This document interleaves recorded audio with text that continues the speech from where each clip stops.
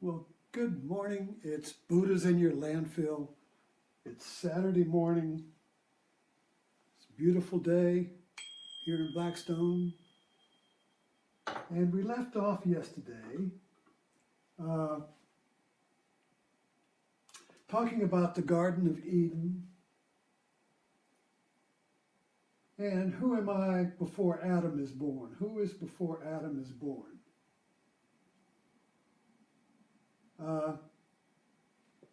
Anyway, we're going to pick up there, but first of all, what was the Buddha in my landfill that I wanted to talk about was that last night at It's Martini Time, we have CenturyLink DSL, and I couldn't get a connection to go live. It says your connection is too weak. You can't go live. And but in the morning, apparently the connection is strong because we're live now. So I was saying this was the lost connection. How interesting. And that began to become, have metaphorical meaning to me. My whole path that I've been sharing here with you, from the time in submarines, the decades, the stories of my journey, your journey, was all looking for the lost connection. We all want to be Pinocchio. We want to be a real person. We want to be alive. And we want to be living our life fully. We want to be fully engaged in life, devouring life, realizing life, manifesting life. But we feel disconnected, sometimes more than others.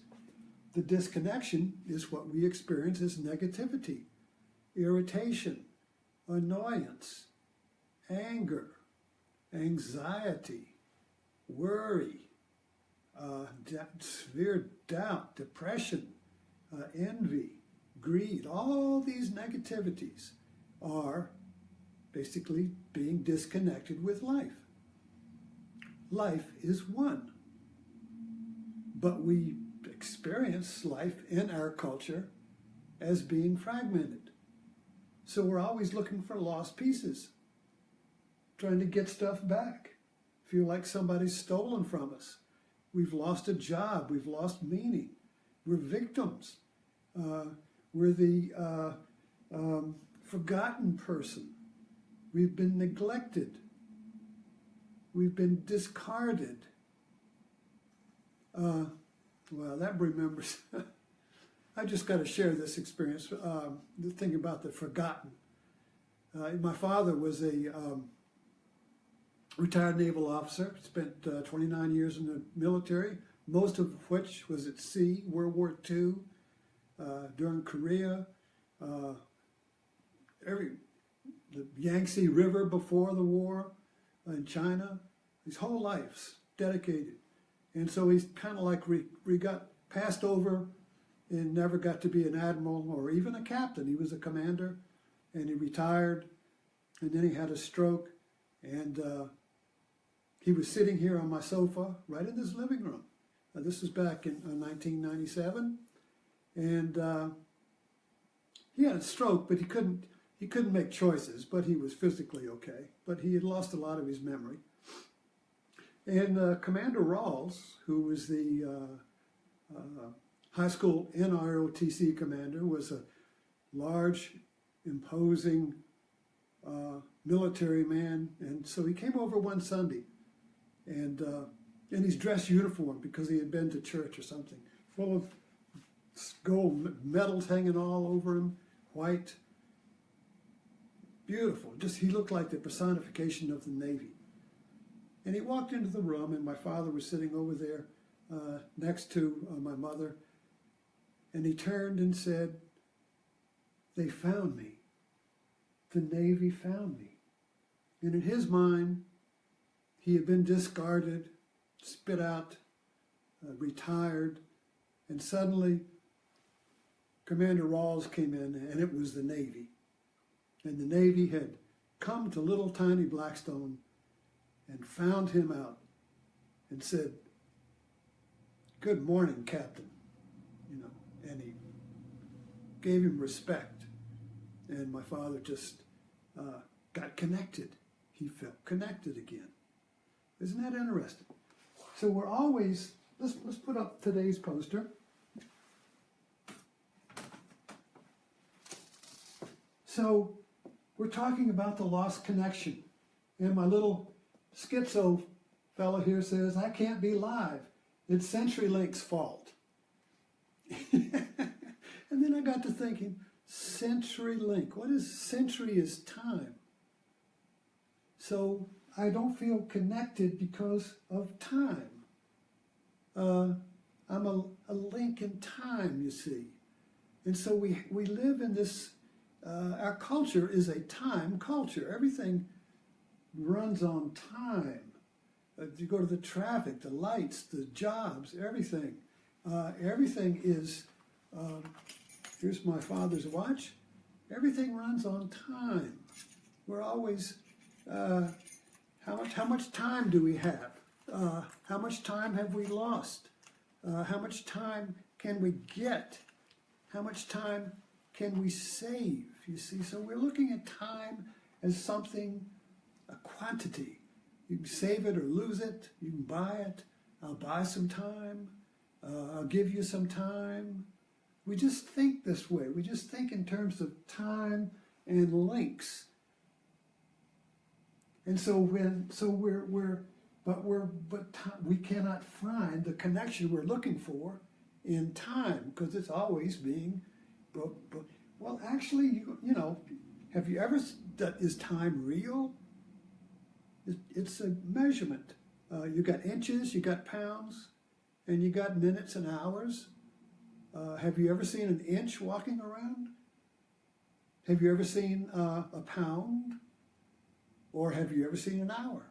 You see, all of these are conventional measurements, but we live in them as if they're real. You say, "Oh, I've gained too many pounds," or I need a few more inches, or I've lost an hour. I think daylight saving time is probably coming up, so we're going to pay it.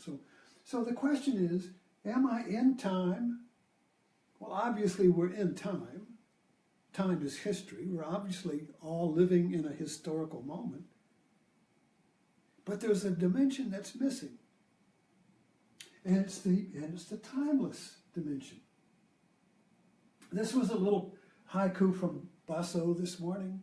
I'm a wanderer, so let that be my name. The first winter rain.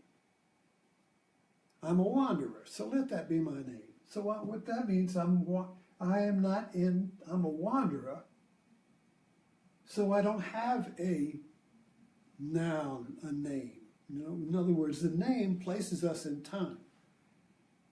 When you're born, you're given a name and you're placed in time. Now you're in a photo, now you're in history. Now you're in the family photo album. Well, there you are, you see. Now you have a place in history. So the name gives you a place in history. But what if you have no name? What if you're a wanderer? Well, maybe the first winter rain is your name. Maybe just this moment, whatever this moment is your name. And the moment's always changing, so you can't be fixed by a name, you see. But at the same time, we live in history, we have names, we have a personality, we have duties and jobs and responsibilities. But we forget the timeless dimension. It's kind of like we live in a story of me that is linked in time. And we have a form, and we believe I'm this body, and the body weighs so much, and the body has so many inches. You see, I can measure the weight and the length of it, you see, and I can place it in time. And all this fixes me. But at the same time, we all know there is a timeless dimension. There is something timeless that doesn't die. There's something timeless that is permanent, that is beyond time. And we can't get hold of it. But whenever we get connected to it, we feel it. So we're always jumping around with the lost connection and we don't feel we can't be live because we've lost our connection to life. Well, life is timeless. That's the connection. Life has no name because life has all the names. You see, so life has all the names, so it has no single name. So when we connect with life, we connect with our formlessness. We connect with that which is prior to the name and the time and the history. I do a lot of photo restoration, and people will come with younger than me, maybe they're in the 60s or 70s, you know, and they start feeling time. So they come in with their albums and they say, well, I got to get these, I'm getting old and I got to get the family albums repaired, you know, and I got to, and so they become very interested in time and past, you know. And I kind of look at them from a timeless place, you know. So I, you know, but we're very much aware of this contradiction between feeling the weight of time, feeling the burden of time, and having moments when you're light and light as a feather and creative, and there's a spring, a joyous spring coming up, you know, when you're connected to life. And then suddenly the fog comes in and time comes rolling back in, and we lose our connection and we can't be live. Isn't that interesting? You know, so this whole idea here is a question of who am I? Who am I? Am I in history? Or am I history? Am I created by time? Or am I the creator of time? Am I created by time means I'm named, I'm given a form, and I'm placed in time, and I am governed by time, and I'm always watching, I've got this time, and I'm always getting to my connection will be in the future. So I'm always running to get connected to something in the future, but I'm not connected to now. You see, I'm connected to time, and time means future or past. So we're either connected to, oh, the past was better and it's terrible now, or it'll be better in the future. But right now, it's kind of like hell. And I just want to get over now as fast as I can. As people get older, they start thinking about the past. Younger, we're thinking about the future. But nobody's now. And that's where life is. And that's where the wanderer is. So there has to be a realization. There has to be an awakening of an idea, not a thought, because that thought's in time. Thinking is time. Thinking is past and future. I remember my first awakening idea, I think I was in my 20s, and I remember the idea blooming like a light, which said, I am not my thought. Well, thought didn't think that. I mean, I could think about that afterwards, but the idea was not thought. Because the idea was that I wasn't thought. So who was I? Suddenly I was the wanderer that had no name, that had no thought. So there is this wanderer within that is prior to Adam, who named everything and then got exiled. The Garden of Eden is a metaphor for me for this. Adam was named, you're Adam, and you get to name the world you live in. However, he was because he divided the world into good and bad, he was exiled into time. So we are all exiles in time, looking for the lost connection to the timeless that has no name, that is prior to definition, that is prior to judgment, that is prior to past and future, that is just now. And if you read Eckhart Tolle, he talks about the power of now. So the now is always life lived as now, instead of life lived in time.